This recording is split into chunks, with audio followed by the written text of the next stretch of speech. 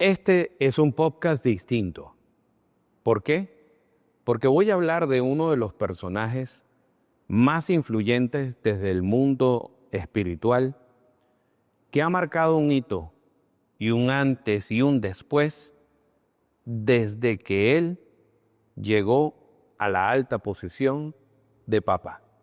Un líder espiritual de 1.500 millones de feligreses.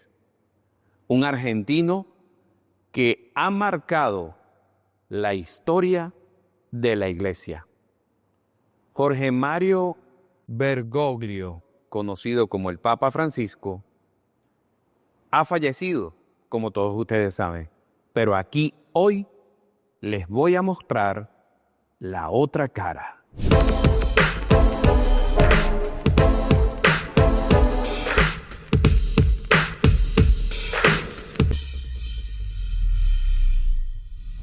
El 17 de diciembre de 1936 nace Jorge Mario Bergoglio en una familia de inmigrantes italianos, donde su padre, Mario Bergoglio, y su mamá, Regina Savori, ejercieron una influencia importantísima en su vida, sobre todo la cotidianidad que él tenía en esas casas con cultura italiana y el trato de las personas que allí ayudaban a los quehaceres ordinarios y que trabajaban allí, lo marcaron de manera importante. Así como su abuela, que muchas de las frases o palabras fueron importantísimas. Él estudia su secundaria en la ciudad de Buenos Aires, pero también se dedica en un tiempo determinado a labores como técnico químico e incluso dicen que fue hasta portero de una discoteca. De manera que Jorge era un muchacho normal, un muchacho estudioso, y ello llevó a su mamá a que cuando él le mencionara que quería ser sacerdote, ella se opusiera, porque dijo que era una decisión precipitada. Regina no es que tuviera nada en contra de los religiosos. Ella lo que consideraba es que su hijo podría dedicarse a una actividad profesional como la de ser doctor. A esto, Jorge Mario Bergoglio le dijo a su madre: yo voy a ser un doctor, pero un doctor en una dimensión diferente, en una dimensión espiritual, para lograr que las personas tengan salud humana. En definitiva, como bien lo señala él, Dios me salió al encuentro para invitarme a seguirle. Y él, en unas palabras que le dio a una periodista argentina, señalaba: cuando tú buscas a Dios, Dios viene de primero y te encuentra. Jorge Mario Bergoglio, el 13 de diciembre de 1969, es ordenado sacerdote. En 1973 es designado provincial de los jesuitas. Y ante preguntas importantes, ¿qué tanta influencia tuvo en él, en sus pensamientos, en su formación y en su manera de ser, el hecho de la formación y la comunidad jesuita? Él dijo que sí, que había ejercido una influencia importante en cuanto a su formación académica y desempeño pastoral. Pero hay un evento muy importante en su vida que proviene de su formación familiar y de la cotidianidad familiar. Una vez le preguntó el periodista Jorge Fontevecchio: padre, ¿por qué usted le tiene tanto amor a los pobres? ¿Cuándo inició esto? Y allí él relata una experiencia familiar en su casa. ¿Dónde empecé a tener este sentimiento con los pobres, ¿no? Y me vienen personas claras, ¿no? Por ejemplo, la gente que ayudaba a mamá en la casa, gente sencilla que tenía que se ganar el pan y la dignidad que tenían, ¿no? Una señora siciliana, por ejemplo, que vino de la guerra con 2 hijos, viuda, empezó a trabajar de mucama, decía. Yo siempre les tuve respeto, me salía a tener respeto, no sé por qué. Y todavía hoy las recuerdo, qué sé yo, de esta señora italiana. Tengo una medalla que me dio ella, me vino a ver siendo arzobispo. ¿Te acordás de mí? ¿Cómo te acordás? Y me dijo una cosa que no me atrevo a repetir. Me bañaba, era chiquita, vieja. Y entonces me dio una medalla que la llevo todavía a mí. Tengo un respeto, ¿no? Recuerdo otra chica que era mucama en casa, jovencita, qué sé yo, una cordobesita que vino a Buenos Aires, ¿no? Una Blanca se llamaba. Y rezo por ella, no sé qué habrá sido de su vida, rezo, ¿no? Y por una negra, Manuela, que también venía y ayudaba a mamá. O sea, esa gente fue mi primer contacto con la gente pobre, porque yo no sabía lo que era trabajar, porque siempre papá trabajaba de contador, era contador, y vamos, teníamos una clase media vivible, casa propia, etc. Pero esa gente que tenía que cantar, ¿no es cierto? La francesa Berta, que había venido de París, donde había bailado allá en París. Y son historias que me han quedado dentro. Bueno, al pobre lo descubrí en el personal de servicio. Ahí fue mi primer.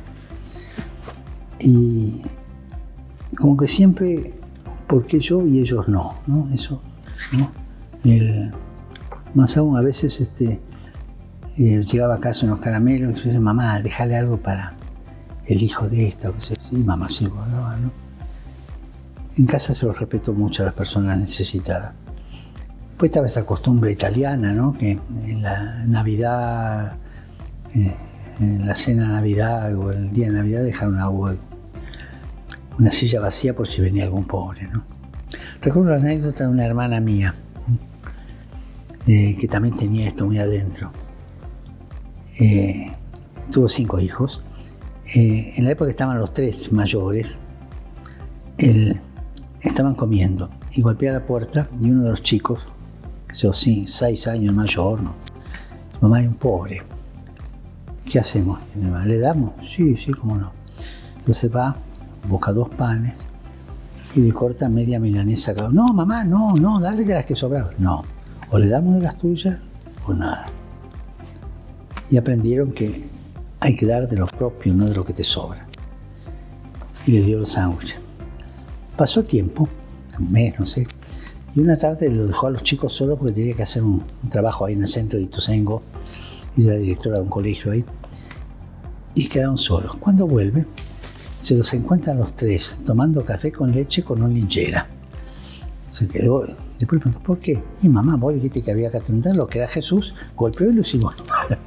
O sea, la imprudencia de chicos, pero que ya tienen sembrado eso. Yo eso lo tuve sembrado de chico también. Después de su ordenación sacerdotal, vino una fase de preparación. Incluso llegó a estudiar en España, en Alcalá de Henares. Luego regresa a Argentina y es nombrado maestro de novicios en Villa Barilare, en San Miguel. Fue profesor de teología y consultor de la provincia de la Compañía de Jesús y también rector del colegio. En el año de 1973 fue elegido provincial, cargo que ocupó durante 6 años.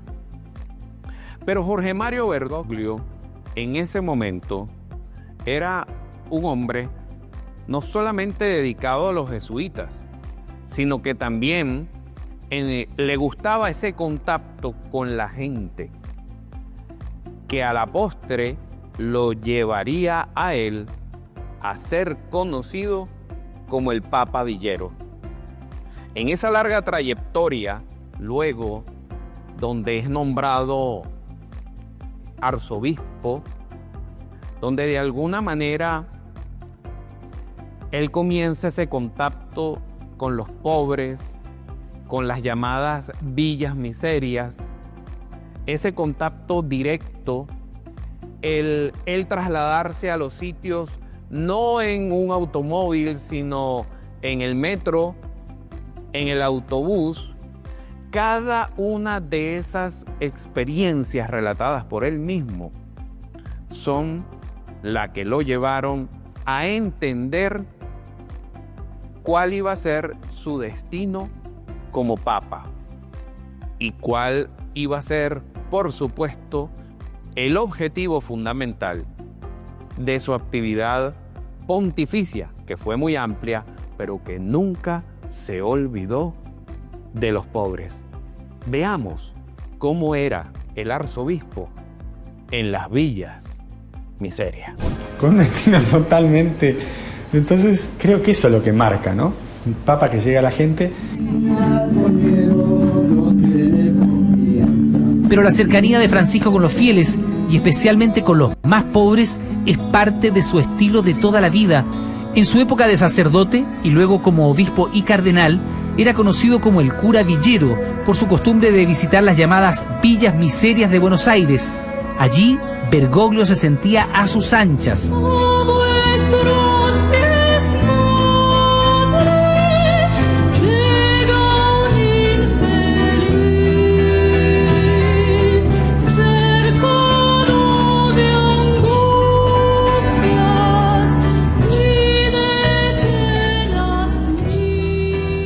El trato de él es simple, es muy austero, es una persona que la gente de la villa le caía muy bien, que verlo bajar del colectivo, ¿no?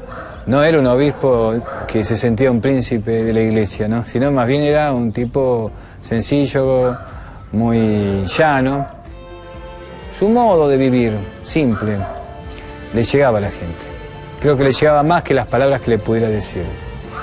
Y también en la presencia, porque que la gente viera tantas veces seguido un obispo en la Villa 21 era algo nuevo. Para nosotros, para mí especialmente, era una persona común y corriente, porque yo viajaba con él en el subte, hablaba con él y venía en la parroquia, salíamos a caminar en los pasillos con él. Entonces era nuestro cura, uno más de los curas del barrio. La vida del Papa Francisco está marcada de una altísima congruencia. Sus colaboradores más cercanos, cuando se expresan de él, hablan de cómo Jorge Mario Bergoglio y el Papa Francisco siguen siendo la misma persona. Y ustedes me dirán, pero es que sigue siendo la misma persona. Pero es que muchas veces el poder cambia a las personas. Él es un líder espiritual de muchísimo poder, muchísima influencia, porque además es el mandatario que rige los destinos del Estado Vaticano. Pero sin embargo, los que lo conocieron, los que nos relatan experiencia de Jorge Mario Bergoglio como cardenal y luego como papa, nos hacen ver que él era un hombre de congruencia. Y así también él lo expresó. Sí, hay una coherencia muy grande entre Bergoglio y Francisco, ¿no? Por así decirlo, porque lo que nosotros pudimos vivir como curas en Buenos Aires fue su compromiso muy serio y muy profundo con los pobres. Señor, me ha mirado a los ojos. Esto cuando él dice que era una iglesia pobre para los pobres, él lo vive en Buenos Aires. Él, por ejemplo, vive con austeridad en un cuarto, vive con austeridad cuando viaja, vive con austeridad en todo y acompaña con su presencia y con todo. ¿Cómo se llama? Susana se llama. ¿Cuándo lo bautizaste? Ahora. No te olvides, sea así, ¿eh? Dios te lo bendice y te lo cuida. Bendición, Padre. Dios las bendiga. Gracias, Padre. Y no le saquen el cuero a la fecha. No. ¿No? Cuando lo eligieron papa, la gente fue a la Plaza de Mayo con las fotos. en donde estaba él, y Bergoglio y ellos. Y por eso lo bautizaron el Papa Villero, ¿no? Bueno, tengo muchos, fueron muchos años, ¿no? Pero, digamos, les puedo contar una que es de Roma, que me gusta repetirla. Las cosas que uno le ve hacer acá son las mismas que él hacía, que hice siempre. En Buenos Aires él siempre se movía en transporte público, porque decía que era más rápido, o caminando, ¿no? Y cuando veníamos a Roma y vivíamos ahí en la casa del clero, me acuerdo el día que le hicieron cardenal, que él baja vestido con su sotana roja y con el birrete, y yo estaba de sotana negra, entonces yo veía que paraban unos autos muy lindos, de muy buena marca, y bueno, digamos, los otros cardenales subían en esos autos.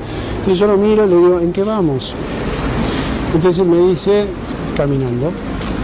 Entonces yo le digo, pero vamos a ir caminando así, le digo, vos, así, y yo así. Entonces me dice, le digo, parecemos de una película de Fellini, o sea, no tiene mucho sentido. Y me dice, no, mira, en Roma hay algo maravilloso de Roma, que vos podés ir como quieras por la calle y nadie te mira, ¿no? Entonces salimos caminando por la calle, Via dei Coronari, que es la calle que siempre usaba para ir para Plaza de San Pedro. Y me dice, bueno, para que venzas la vergüenza te voy a invitar a tomar un café. Entonces entramos a un café parados al mostrador.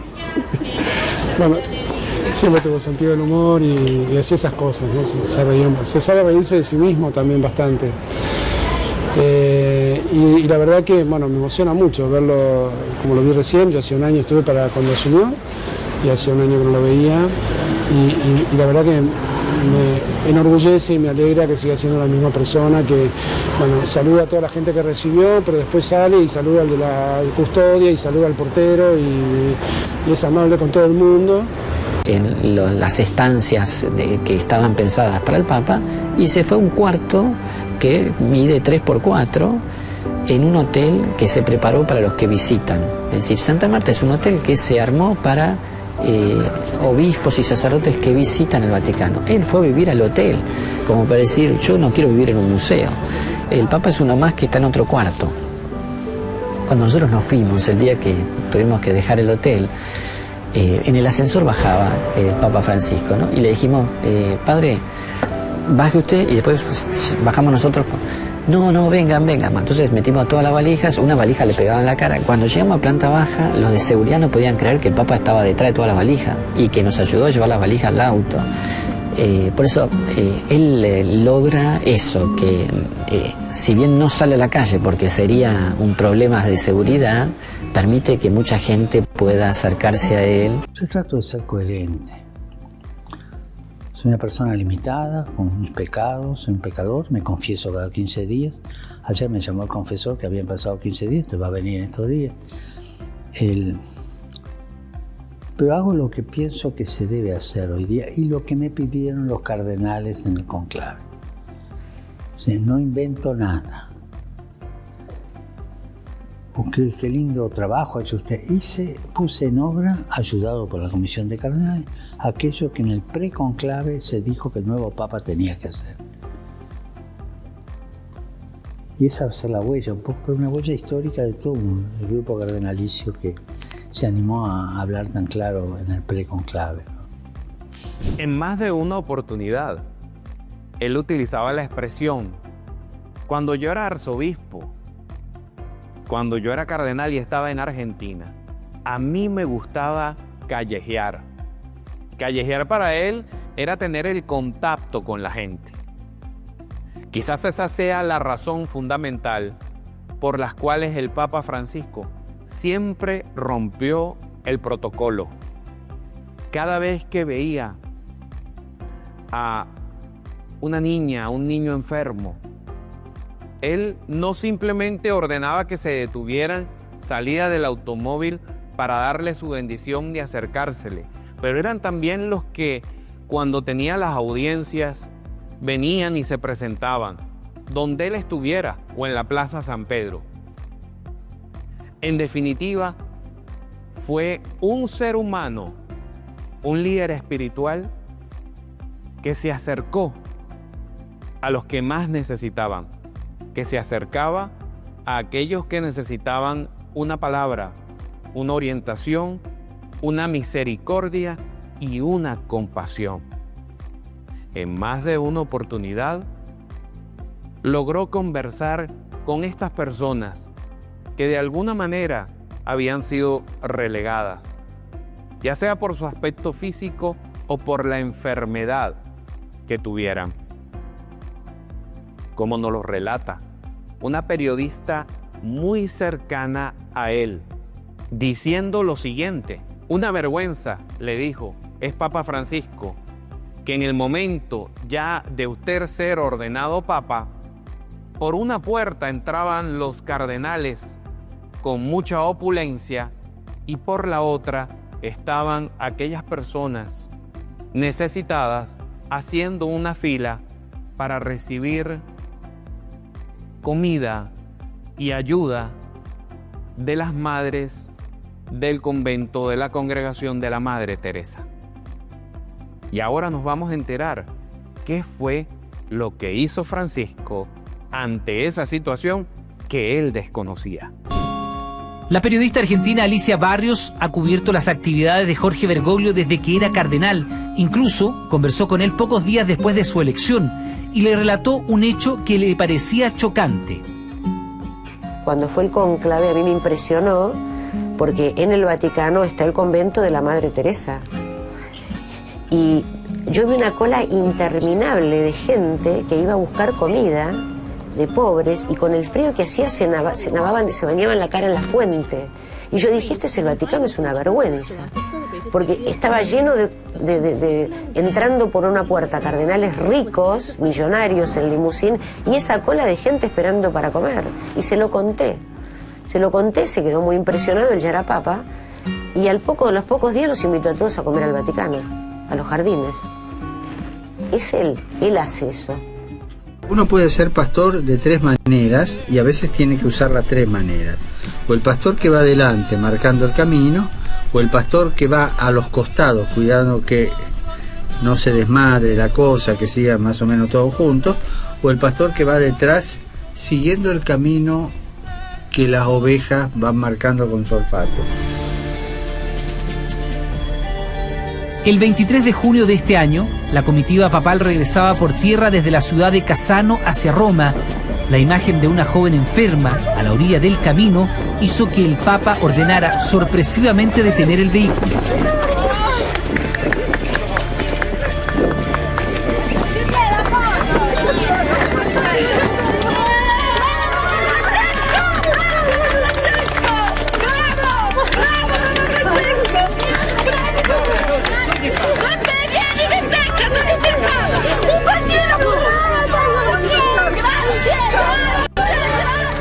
Yo creo que lo que a él lo va a marcar es su cercanía. Es que es un papa al que es accesible llegar.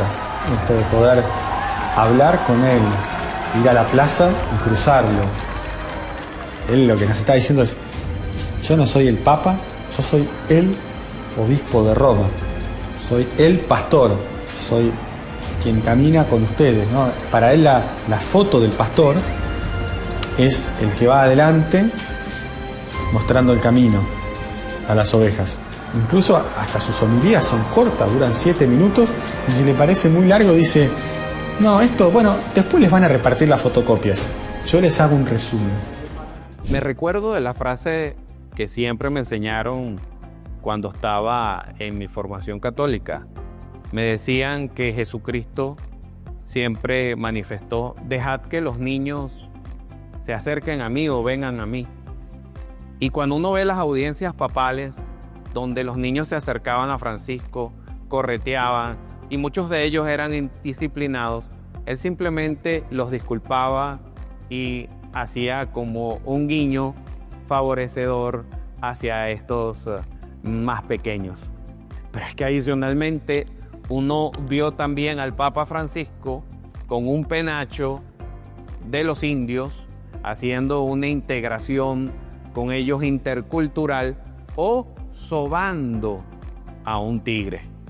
Dígame usted si eso no era un papa cercano, porque al final mucha gente cree que el Papa Francisco, cuando era arzobispo, era serio, y que él se convirtió en alguien alegre cuando llegó a ser papa en el Vaticano. Y él siempre lo manifestó: yo soy el mismo, yo tengo congruencia. A los 15 días de ser proclamado papa, ya protagonizó la primera imagen insólita de su pontificado. Arrodillado en una prisión de Roma, lavaba los pies a una decena de jóvenes reclusos. Han sido 12 años en los que en ocasiones se ha alejado del protocolo. Lo hemos visto abrazando a los más pequeños, interactuando con ellos en plena audiencia o hasta disculpando su comportamiento. Disciplinadamente libre. Es Bergoglio en el Vaticano y también en el espacio. Buongiorno, buonasera, porque ormai se sa. Momentos con superhéroes en la tierra o con magos del balón. El Papa Francisco, sin duda un papa diferente. Ya como Papa Francisco, él tuvo que enfrentar ciertas situaciones que no fueron muy agradables, como las denuncias de abusos sexuales, tener que suspender a ciertos jerarcas de la iglesia porque no habían actuado en forma correcta o se habían dado a la tarea de hacerse la vista gorda. También tuvo que tomar decisiones ante escándalos financieros en el Vaticano. Pero hubo declaraciones también que no gustaron al ala más conservadora de la iglesia, cuando se refirió a que todos cabían en la iglesia. Y se refirió específicamente a los homosexuales, afirmando que ser homosexual no era un delito, pero era un pecado. Porque la visión de Francisco era que todos caben en la iglesia. Escuchémoslo. Siempre los papas fueron universales. A mí me gusta subrayarlo por lo que les dije al principio del Evangelio. Todos, todos, todos. O sea, acá no se excluye nadie. No, ese está en pecado mortal, ese está aquí, este es allá. Todos. Después arreglamos adentro, pero todos. Pero usted es más de todos en ese sentido. Jesús era para todos. Jesús a quien le tenía alergia. A los 4 partidos políticos de su tiempo. Los fariseos, no los podía ver. Los saduceos, que eran hipócritas. Los esenios, que los reproveraba. Santiago y Juan tenían raíz esenia, que eran los guerrilleros de aquella época. No, perdón, los contemplativos, Juan Bautista era esenio. Y los celotes, que eran Santiago y Juan, eran medio celotes. Vamos, estoy simplificando. Cuando le dicen a Jesús, delante de una ciudad que no los quiso recibir, hacemos caer fuego del cielo, es decir, vamos a la guerra, es decir, en la mentalidad, no, ninguno de estos 4, ni fariseo, ni saduceo, ni esenio, ni celote. Una nueva línea, creativa de él, ¿no? La línea de las bienaventuranzas. Lo que dije 3 cosas sobre las personas de tendencia homosexual. Una en Brasil, que es la que usted menciona, y dije así: si una persona de tendencia homosexual es honesto y busca a Dios, ¿quién soy yo para juzgarla? En el viaje de vuelta de Irlanda, me preguntaban, dije, yo les pido a los padres que si tienen un hijo con tendencia homosexual o una hija, que los tengan en su casa, no los echen como castigo, que los acompañen. La tercera fue en la entrevista a Associated Press, donde hablé de la criminalización. La criminalización es un problema serio. Hay alrededor de 30 países que de un u otro modo tienen criminalizado esto. Y casi 10 la pena de muerte, ¿no? Casi 10. Son las 3 veces que hablé públicamente sobre el tema, ¿no? A mí la gran respuesta a aquello es Jesús. Todos, todos, adentro todos. Cuando los exquisitos no quisieron ir al banquete, dice, vayan ahí al cruce del camino y llamen a todos. Buenos, malos, viejos, jóvenes, chicos, todos, todos. O sea, la iglesia es para todos.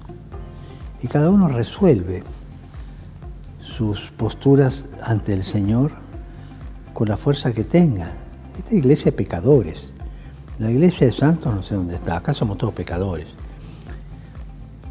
¿Y quién soy yo para juzgar a una persona si tiene buena voluntad, ¿no? Si es más bien de la pandilla del diablo, bueno, defenderme un poquito, pero hoy día se pone mucho la lupa sobre este problema. Creo que hay que ir a lo esencial del Evangelio. Jesús llama a todos.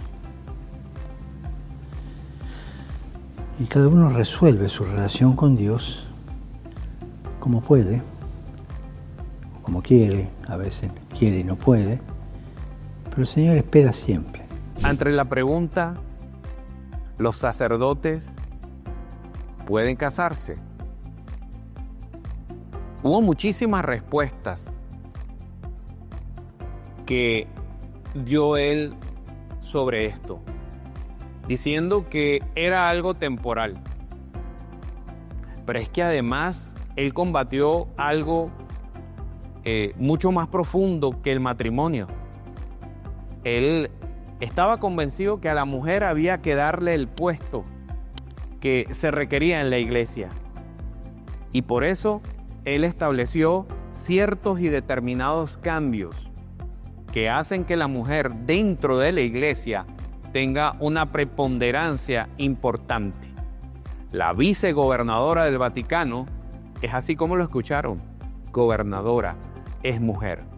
Y así nos habla el Papa Francisco sobre lo que él entendía del machismo en el Vaticano. De hecho, en la Iglesia Católica hay sacerdotes casados, todo el rito oriental es casado, todo el rito oriental. Acá en la curia tenemos uno, hoy mismo me lo crucé, que tiene su señora, su hijo, viene y va.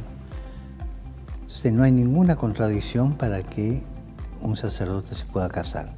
El celibato en la Iglesia occidental es una prescripción temporal, no sé si se resuelve de un modo o de otro, ¿no?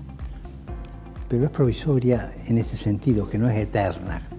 Como la ordenación sacerdotal es para siempre, te guste o no te guste. Que dejes o no dejes es otro problema, pero para siempre. En cambio, el celibato es una disciplina. O sea que podría revisarse. Sí, sí. Una cosa que se... De hecho, todos los de la Iglesia Oriental están casados, los que quieren, ¿no? Ahí hace una opción. Ante la ordenación, la opción por casarse o por hacerse. El machismo es malo. Y a veces el celibato te puede llevar a un machismo. Un cura que no sabe trabajar con las mujeres, le falta algo, no está maduro. El Vaticano era muy machista todo, pero parte de la cultura, no es culpa de nadie, siempre se hizo así. Ahora están trabajando más. Un ejemplo, el Consejo de la Economía son 6 cardenales y 6 laicos. Los laicos, todos varones, por supuesto. Hubo que renovar y puse un varón y 5 mujeres. La cosa cambió así. Había que nombrar vicegobernador en el Vaticano. El gobernador es el cardenal, tiene 80 y... No tiene 80, tiene 78 más o menos, ¿no? El cardenal Vergés, un español, capacísimo. Había sido secretario del cardenal Pironi, un hombre de mucha experiencia, ama la Argentina. Y en vez de poner un vicegobernador, puse una vicegobernadora. Y él se siente mucho más ayudado porque resuelven, las mujeres resuelven y resuelven bien. Una vez recibí a una jefa de gobierno de altísimo nivel, madre de familia, profesional, después se dedicó a la política y le está yendo bien. Y le pregunté cómo había hecho para resolver un conflicto muy difícil que había habido en ese lugar. Nadie lo podía resolver y ella se las arregló para recibir. La respuesta fue esta, creo que puede ayudar mucho, sobre que es una mujer. Me miró, silencio. ¿Cómo hacemos las mamás? ¿Qué quiso decir? No sé. Pero como hacemos las mamás, resolvió el problema. Tienen otra metodología las mujeres. Tienen un sentido del tiempo, de la espera, de la paciencia diverso al hombre. Esto no hace disminuir al hombre, son distintos y tienen que complementarse. Uno de los eventos que más le preocupaban al Papa Francisco y que hacían generar una sensibilidad especial a flor de piel que lo llevó hasta llorar, era la guerra. Él decía, no es posible que hayan muerto en la guerra tantos millones de jóvenes a lo largo de toda la historia y que hoy en día, en el 2025, todavía sigamos en guerra y muriendo estos jóvenes maravillosos. Porque él siempre se ponía en el lugar de la otra persona, así como lo hacía cuando él pasaba en el colectivo y veía a los presos.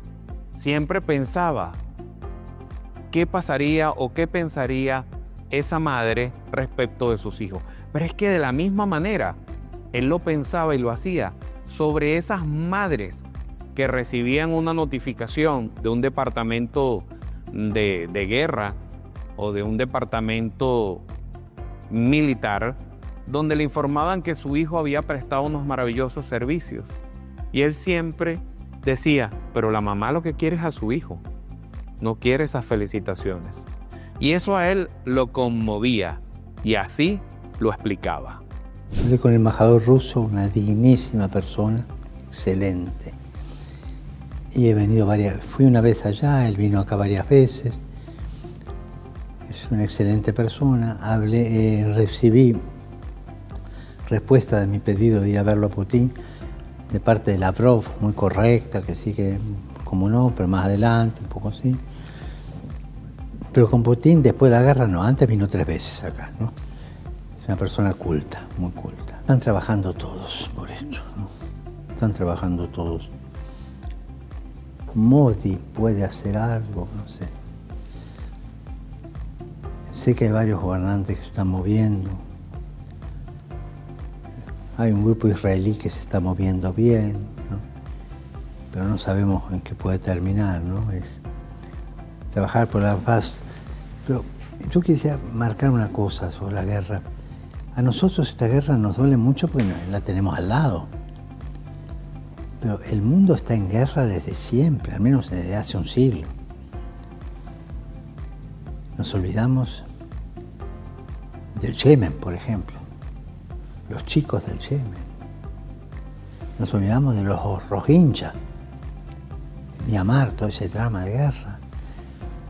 Nos olvidamos de Goma, con el norte del Congo y Ruanda. Todo. Claro, como esta guerra es del barrio de al lado, ya la tenemos cerquita, ¿no? Y por eso nos llama la atención. Pero no paramos de guerrear. Una vez una persona seria, un universitario, un profesor muy serio, me dijo, mire, si por un año no se fabricaran armas, se acaba el hambre en el mundo. En la industria de las armas, es impresionante. Hace 4 años, creo, llegó de otro país de Europa en un barco relativamente chico, no tan grande, un cargamento de armas para Yemen, a Génova, para pasarlo a un barco más grande que iba a Yemen. Y los estibadores no quisieron cargarla. Un gesto, pero no es nada. La industria de las armas es impresionante. A mí me dijeron esto, cuando un imperio se siente débil necesita una guerra para fortalecerse. Y también necesita una guerra para vender las armas que tiene y para probar las nuevas armas. Alguien dice, no sé si es verdad, que en la guerra civil española se probaron armas para la Segunda Guerra Mundial, ¿no? Pero siempre hay algo de probar las nuevas armas, ¿no? Creo que el mundo está en guerra desde siempre. Llevamos un siglo de guerra, para no ir más atrás. Desde el 14 al 19 una. 39-45 otra. Y esta. Pero una detrás de otra. Cuando se cumplió el 60 aniversario del desembarco en Normandía, todos los jefes de gobierno se reunieron para hacer un homenaje y me hicieron ver las fotos. Pero nos olvidamos con frecuencia que ahí en la playa quedaron 30.000 muchachos.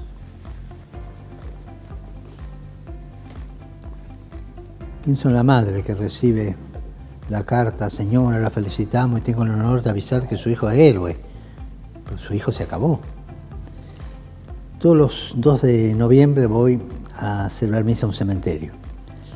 Una vez fui al de Anzio, que es el famoso desembarco americano acá cerca de Roma, ¿no? Cementerio americano. Miraba las tumbas, 19, 20, 22 años. Eso es la guerra. Cuando hice un viaje en Rumania y en Eslovaquia, fueron los lugares, tuve que pasar por varios pueblitos porque no se podía usar el helicóptero uno y otro porque el camino era ese. Y la gente sabía la hora que se pasaba, porque estas cosas se saben enseguida por la radio. Y estaban esperando afuera de los pueblitos, delante de las casas, para saludar. Eran chicos, jóvenes, matrimonios jóvenes, todo. Pero viejos eran las viejas nomás. ¿Y los viejos dónde están? No están. Quedaron en la guerra del 39-45 atrás. Sí, de vez en cuando lloro a escondidas, ¿eh? En público una vez no pude reprimirme, que fue por la guerra, estaba diciendo un discurso y ahí me salió eso, no pude reprimirme, ¿no? Pero a escondidas, que los psiquiatras interpreten. Yo no me interpreto. Yo, a veces este tipo de presiones, solo. Capitalismo versus comunismo. En muchas oportunidades fue atacado el Papa Francisco y fue tildado de comunista. En muchas ocasiones se le afirmó, pero así como si fuera dicho en sus palabras, ¿no? Como si él tuviera una lepra cuando le decían, usted es peronista, Papa. Y él decía, pero espérense un momento, no sean tan prejuiciosos. Y él explica en una entrevista que hay que leer o releer a San Juan Pablo II, porque el Papa Francisco en lo que creía era en un capitalismo social. Déjenme leerles un poco para que podamos entender. San Juan Pablo II tuvo una postura matizada respecto al capitalismo. Si bien reconoció el papel positivo de la empresa, el mercado y la propiedad privada, también criticó el capitalismo cuando éste se desvinculaba de la dignidad humana y la justicia social. En su encíclica Sextesimus Annus de 1991, afirmó que si el capitalismo se entiende como un sistema que respeta la creatividad humana y a la responsabilidad social, entonces es aceptable.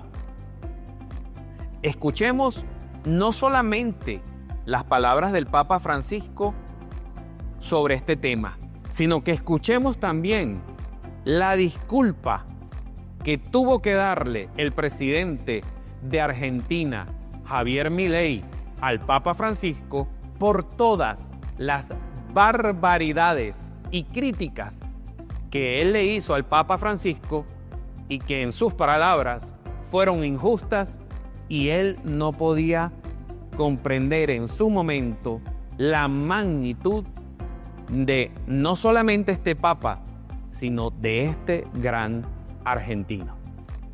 Tienen esos preconceptos ideológicos que te clasifican a la persona antes de escucharla, ¿no? Escucharla, después hablar.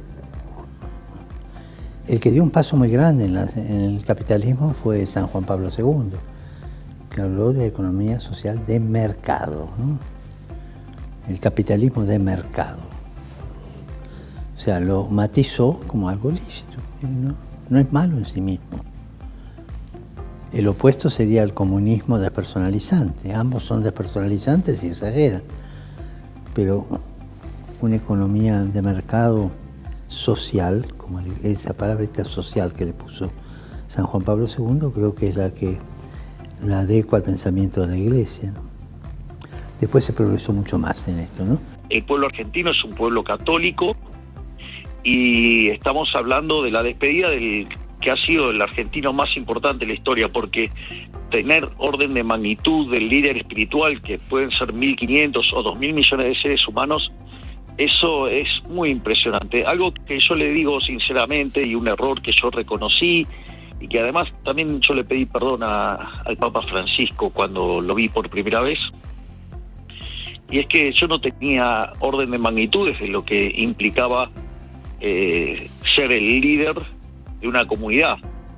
Usted tenga en cuenta que yo soy filosóficamente anarcocapitalista. Sí. Esas figuras en mi cabeza no estaban, no existían.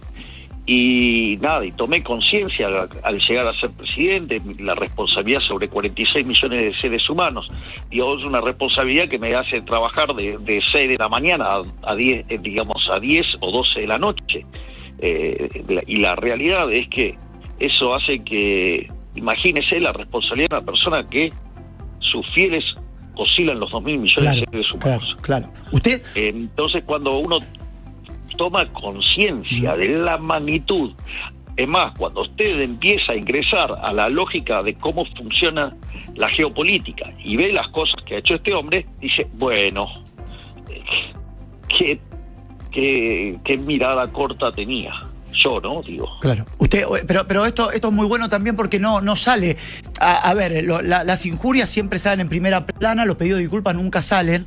Digo, usted reconoce haber cometido un error e inclusive, más allá de haberlo aceptado, el día que estuvo en el Vaticano con el Sumo Pontífice, ¿le pidió disculpas por lo dicho?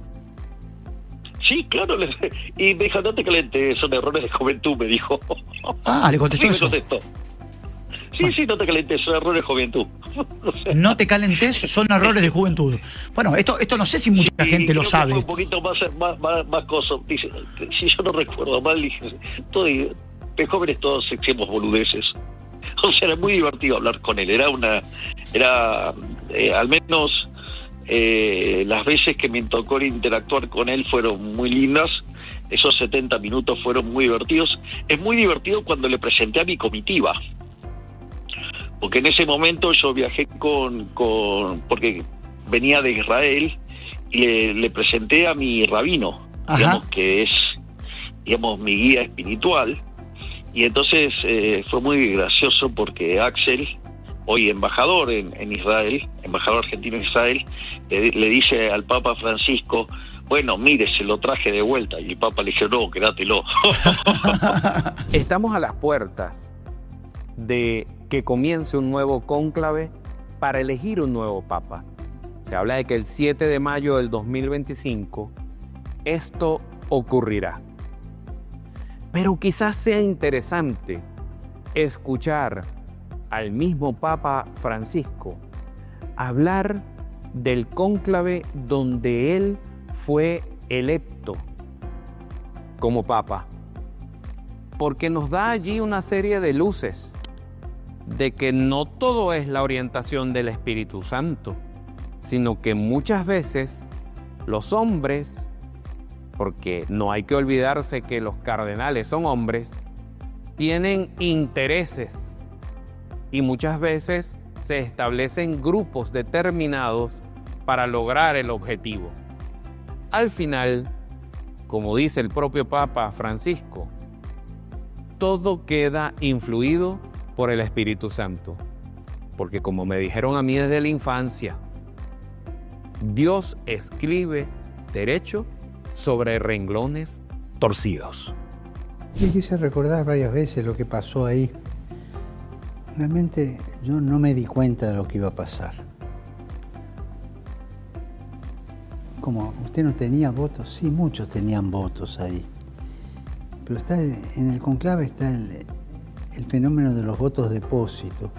A veces uno no sabe a quién votar y entonces espera un poco y se los da a uno que no va a salir a ver cómo va la cosa. Es todo, y a ver cómo el Espíritu Santo lo mueve a uno, ¿no? Yo a la mañana me vine tranquilo aquí, a mediodía, y algunos me hicieron chistes, de paso que no los entendí. Incluso cuando entré al comedor, unos obispos de Centro Europa me decían, venga, eminencia, nos cuenta de Latinoamérica, me tomaron examen. Y estaba en la luna. Al salir del comedor, un cardenal viene corriendo de atrás y me dice: un minutito, por favor, ¿es verdad que a usted le sacaron un pulmón? Dije: no, me sacaron el lóbulo superior derecho, porque tenía quistes. Ah, ¿y esto cuándo fue? Y yo le dije: en el año 57. Y dijo: estas maniobras de último momento, y se dio vuelta. Y ahí me avivé. Ahí me di cuenta que había campaña a favor y campaña en contra. Pues fui, dormí la siesta tranquilo. Y otro recuerdo interesante es que cuando llegué, esto es lo que dirían los psicólogos, el inconsciente deshonesto, antes de entrar a la Sistina, me encontré con el cardenal Ravasi. Empezamos a caminar en el hall grande antes de la Sistina. Y le dije: usted sabe que yo para mis clases de sapienciales usaba, ahora no las doy más, sus libros. Y empecé a explicar y empezamos a hablar de los libros sapienciales. Y nos pusimos en órbita los dos, hasta que sentimos un grito: si ustedes van a entrar o no, porque voy a cerrar la puerta. La verdad que suceder a una labor tan importante que realizó el Papa Francisco es algo difícil de calzar en sus zapatos, porque fue un papa muy cercano, fue un papa que en su encíclica defendió el medio ambiente, que habló de que si seguimos en este estilo de vida de las grandes ciudades importantes de los países desarrollados, con los niveles de consumo energético y de contaminación, pues no vamos a tener planeta al final. Y esto tiene que llamarnos también a la reflexión.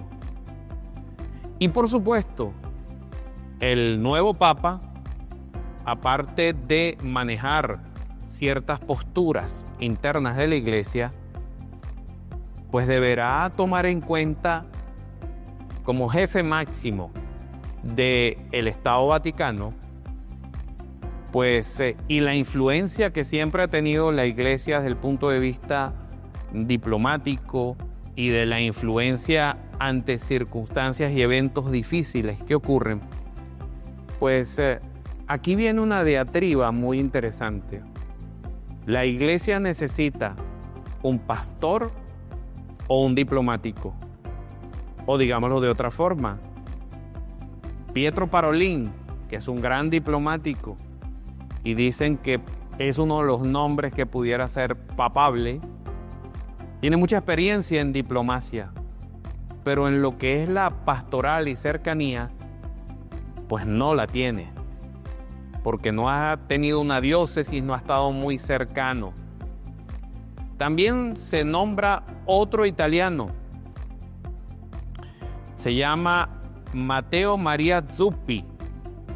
Este cardenal italiano, que es el presidente de la Conferencia Episcopal Italiana, también se dice que tiene esa pastoral que, por supuesto, muy cercano a las ideas de Francisco, pero hay un ingrediente que le falta: la diplomacia. Y Parolin es un gran diplomático que ha sabido manejar las situaciones y negociaciones con China, con Vietnam, que son negociaciones no fáciles, por cierto. Cuando hablamos de otros cardenales extranjeros que pudieran ser papables, encontramos al de México, que tiene una gran cantidad de feligreses. Carlos Aguiar Retes, de 74 años. Y hay otro que suena mucho de países asiáticos, que es el filipino Luis Antonio Tagle, de 67 años. Quienes dicen que es muy parecido a Francisco. Le gusta acercarse a la gente, le gusta, por supuesto, la evangelización, la pastoral, pero le falta experiencia en temas diplomáticos. Al final de todo esto, creo que lo que necesita la Iglesia es una mezcla de alguien que sepa ser pastor, pero que también en estos tiempos tan difíciles se vea en la necesidad de manejar la diplomacia con guante blanco. Sin duda que el Papa Francisco pasará a la historia como el Papa que combatió los abusos sexuales, que reformó la curia, que reformó las finanzas del Estado Vaticano, sancionando incluso al cardenal Bucchio por ciertos manejos no muy claros en cuanto a la malversación de fondos, aunque debo decir que este cardenal se ha declarado inocente, pero fue suspendido por el Papa. Los esfuerzos y énfasis por la justicia social, los documentos pontificios importantes, sobre todo creo que él hizo un gran aporte a la defensa del medio ambiente y a evitar a que no sigamos por este camino de destrucción del planeta.